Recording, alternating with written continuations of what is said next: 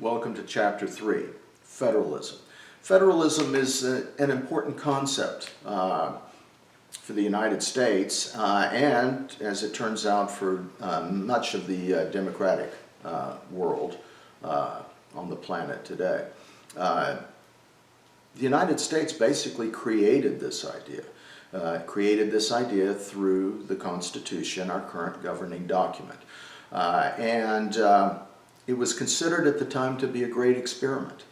It turned out to be a very good experiment. It turned out to be something that, though it has challenges, which we will discuss, it also has some advantages, which we will also discuss.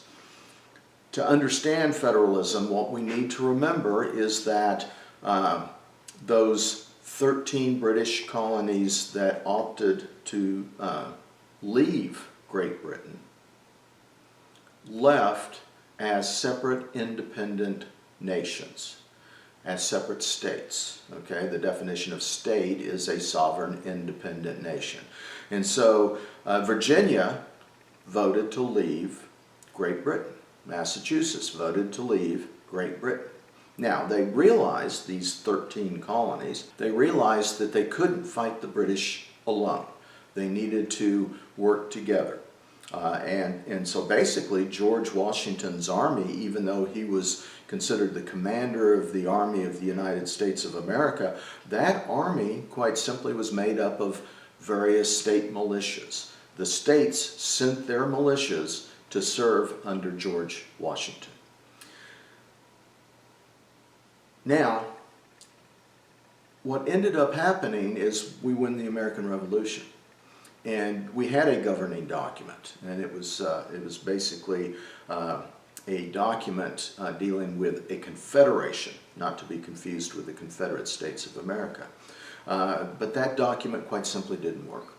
And so shortly after the American Revolution, the National Assembly, the Congress under the Articles of Confederation, realized they needed to make some changes. And so they had a convention. They sent people from all the colonies, delegations from all of the colonies, to get together and work on changes to the governing document. Those delegates decided to throw out the document and create a brand new one, which we ultimately had ratified by the states, by the colonies. And that document we refer to as the Constitution of the United States of America. The document was created, written by delegates from 13 sovereign independent nations: Massachusetts, Virginia, Georgia, New York. That document, in order to go into effect, had to be ratified or approved by those 13 sovereign independent nations.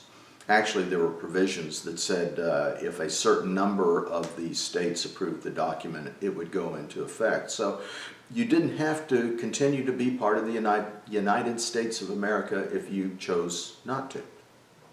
Ultimately, all 13 states did. So that means that the United States of America in its early days was made up of 13 sovereign independent nations, 13 countries. And in fact, it wasn't until after the Civil War that we referred to the United States of America as a country. Most people prior to the Civil War, when asked where they were from or who they were a citizen of, would refer to their home state. People would be more proud of the fact they were from Ohio than they were of being from the United States of America. So that was a significant change. We set up this Constitution, and in order to make this new relationship between these sovereign independent nations and a federal government, a national government, the government of the United States, in order to make that work, we had to establish in the Constitution federal rights. What would be the obligations, the rights, the duties of this national government? But what would be the rights and duties of these sovereign independent nations making up the United States? And those are clearly outlined in the Constitution. Now, there's several things in the Constitution that you will read about in the textbook that make this work. One is a clause referred to as the Supremacy Clause that indicates that the laws of the United States of America supersede or take precedence over the laws of the various states. We'll talk more about that when we get to the chapter on the Constitution.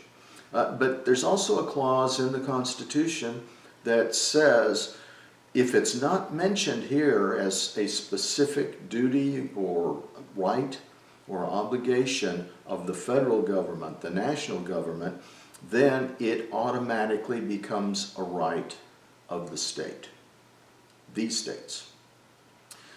That's important because this helps us get to the American Civil War. The states always considered it, especially the southern states, their right to make decisions about their citizens. After all, you were a citizen of Virginia before you were a citizen of the United States. You were a citizen of New York before you were a citizen of the United States. When the northern states started really pushing against the southern states on the slavery issue, the southern states said, well, you know, we have the right to rule our states the way we see fit. And ultimately, the southern states made a decision to leave the United States of America. They thought it would not be a big deal. And in fact, the president before, Abraham Lincoln, had told the southern states, quit talking about it and just leave. We're better off without you.